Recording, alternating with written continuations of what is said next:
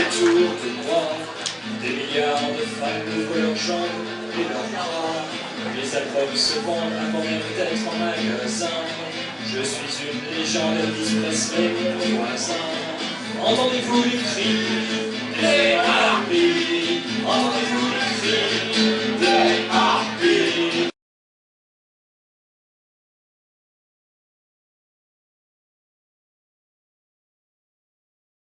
En fait, Jean-Luc Le Ténia, c'était une chanson d'abord que j'avais faite il y a une dizaine d'années et que j'ai fait comme ça, quoi, pour rigoler. Après un concert à Rennes, il est venu nous voir et puis m'a donné une cassette et puis j'ai écouté, et puis j'ai trouvé ça bien. Puis on a repris la chanson Jean-Luc Le Ténia et voilà. En fait, comme la chanson était devenue plus connue que moi et vu que finalement Jean-Luc Le Ténia c'était moi, ça m'a paru tout naturel de m'appeler Jean-Luc Le Ténia.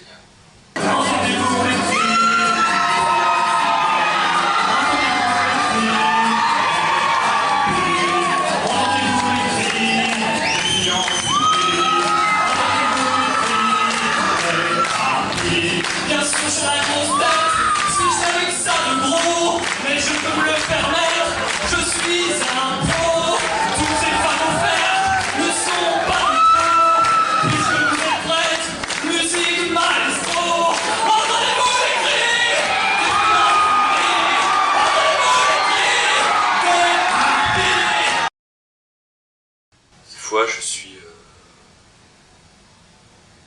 adulte, je sais pas, des fois ça dure pas longtemps, pendant 10 minutes ou une demi-heure, j'ai l'impression d'être enfin Jean-Luc Lecourt, droit dans ses bottes, mature, adulte, de maîtriser les choses, de savoir exactement ce que je veux, ce que je suis, etc. Mais bon, sinon, c'est vrai que la plupart du temps, parce que je suis très mal à l'aise avec les gens, dans la rue, dans les soirées. Ouais, c'est une espèce de folie douce, quoi, parce qu'il y a beaucoup à la fois c'est très démonstratif, c'est très exubérant, puis à la fois il y a des choses vachement tendres, quoi, vachement fortes, vachement émotionnelles, je trouve. Il y a des douleurs, quoi, il y a aussi, c'est pas que de la déconnade, quoi. Je sais qu'il y a des gens qui voient Jean-Luc d'abord comme un truc de déconnade, mais pour moi c'est vraiment plus que de la déconnade. À me suicider, je pense tous les jours. À me suicider, je pense tous les jours. Je choisis pas de penser tous les jours, quoi, tu vois. Parce que je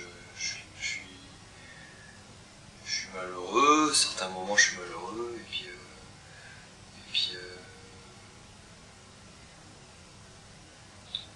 puis j'en ai marre, quoi. Je me dis que ce serait tellement simple, voilà, de se suicider pour être débarrassé de tous les problèmes. En fait, c'est la solution de facilité.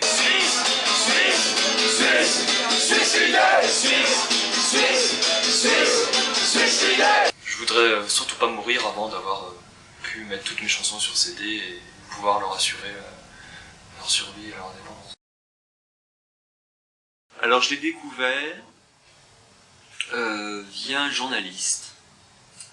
J'avais joué au Mans et on s'était croisés. Alors moi dans mon souvenir c'était une cassette qu'il m'avait filée mais au Mans, mais d'après lui on s'est revu après dans une radio à Paris et c'est à ce moment-là qu'il m'a donné la cassette de Jean-Luc. C'est un journaliste qui s'appelle David Cazer qui était à Radio Alpa au Mans et on avait parlé peut-être de Jean-Luc et il m'avait dit il faut que je te file une cassette. Et je me console en regardant jouer les enfants derrière le double vitrage de mon appartement. J'ai créé moi le label en 97 au départ pour moi parce que ça m'énervait de faire le tour des maisons de disques quand j'ai fait mon premier album solo. Et en le créant je me dis tiens ça pourrait peut-être servir pour d'autres.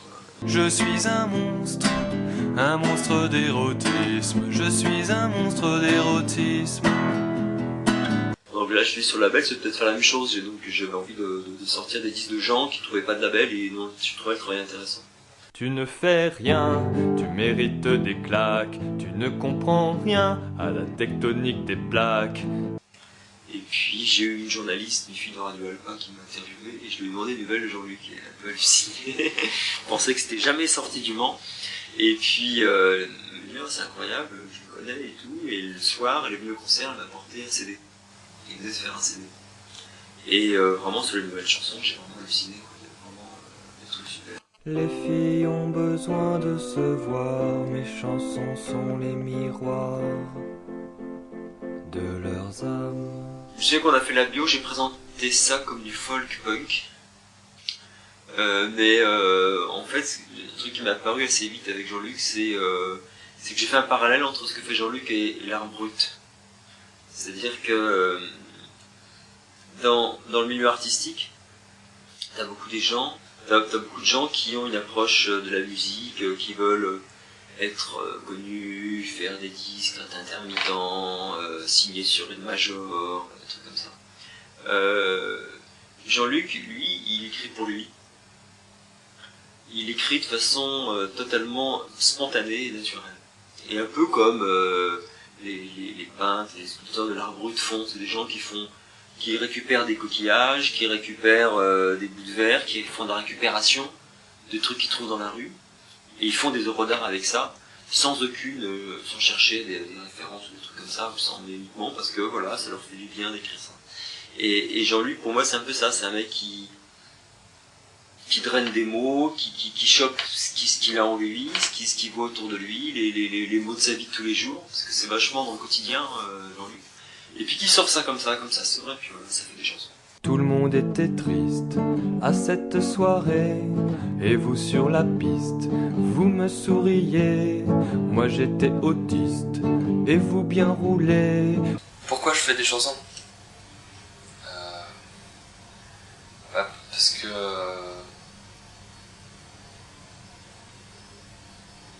déjà parce que j'aime bien, et puis aussi parce que c'est la manière la plus facile pour moi de créer. Voilà. Avant je faisais plus de la bande dessinée, tout ça, c'est devenu fatigant pour moi de dessiner, enfin fatigant, ça mettait trop de temps pour arriver à exprimer quelque chose, tout ça, alors que les chansons c'est plus facile à faire et ça a plus d'impact, autant pour moi que pour les autres, donc je préfère faire des chansons, et puis j'ai besoin de le faire. On est dans un milieu aujourd'hui dans la musique où tout est calculé, où tout est basé sur le marketing, sur l'image, sur la gestion de carrière, sur des trucs comme ça. Chez Jean-Luc, il n'y a aucun calcul, c'est tout qui n'arrive pas. Alors, je crois que c'est vachement ça qui m'a plu chez lui. Touche par taille, toi touche moi, c'est merveille, j'ai vu, vivant et rempli de musique. Sur le divan, moi je mastique, c'est la style de linguistique. Et toi tu mouilles, t'es mort de trouille, tu sais que ça bouille au fond de mes couilles. Tu t'agenouilles, tu joues. Oui, mon petit Jean-Jouille, qu'est-ce que tu fais, qu'est-ce que tu farfouilles? Ne t'inquiète pas, petit ennui, les filles avec moi jamais de couilles. Alors ne sois pas aussi vis-à-vis-toi, il faut que tu brouilles, il faut que tu remues, sinon je rouille. De quoi t'as peur que je t'écrabouille avec mes petites cuisses de grenouille? As-tu bien observé ma bouille? Est-ce que j'ai l'air d'une fripouille? Est-ce que j'ai l'air d'un mauvais goût? Est-ce que j'ai l'air d'un vieux mislard qui se touche dans les règles de l'art? Une muselière dans le placard. Et où vas-tu chercher tout ça? Je suis pervers, mais pas tant que ça. Je suis fer avec mes doigts. Je vibrerai ma petite guitare. Tu as du nez, on se couchera tard. Tu as du nez à deux bobards. Tu sais, j'ai le sens du riff. Tu sais, j'ai le sens du riff. Moi, j'ai le sens du riff. Enfin, ce que j'aime bien, c'est que il y a des gens qui détestent, notamment chez les filles, notamment beaucoup de filles qui comprennent pas et que Jean-Luc insupporte complètement. Et puis il y a des gens qui chopent le truc, quoi, qui rentrent dedans. Ouais, je me dis tiens, il peut être un peu intéressant quand même, parce que j'ai fait l'effort d'écouter la cassette, parce que des fois je fais même pas l'effort, quoi. Donc déjà j'ai dû me dire qu'il était assez intéressant pour que j'ai écouté les cassettes le soir. Voilà. Donc, et après, j'en ai pensé, c'était bien ce qu'il faisait. Il n'y a pas beaucoup de gens en France non plus bien, donc voilà. Je parle de toi à tout le monde, je leur demande s'ils te connaissent, et s'il y en a qui te connaissent, je leur demande de me parler de toi. Est-ce que vous pensez que Jean-Luc une copine un jour. Bah, d'un côté j'espère pour lui, mais d'un autre côté j'espère pas pour nous. Alors je m'explique. Parce qu'en fait je pense... Bah, tu fais pas une disquette en casse-paille. Non, je pense sérieusement qu'une partie de la pertinence de l'art de Jean-Luc tient à sa frustration. Et que si cette frustration disparaît, bah, cet art sera moins pertinent et moins authentique. Je parle de toi, tout le monde, Chloé. Tout le monde me parle de toi. Je parle de toi, tout le monde, Chloé. Car je suis amoureux de toi. Je comprends bien que tu es quand même le porte-parole des frustrés, donc logiquement, si tu te maques, tu perdras, je pense, une grande partie de tes auditeurs.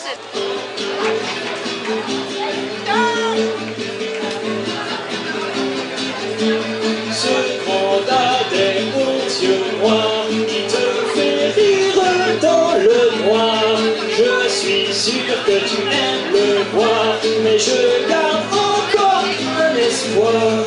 Il belle, juste un peu trop belle. Pour un rebelle, blême, bon pour la plus belle. Ouais, c'est vrai que le peu que j'entends chez quoi, c'est ça, c'est comment jouer avec la frustration, quoi. Et puis voilà, et balancer tout comme ça, et sur tous les trucs que les gens taisent.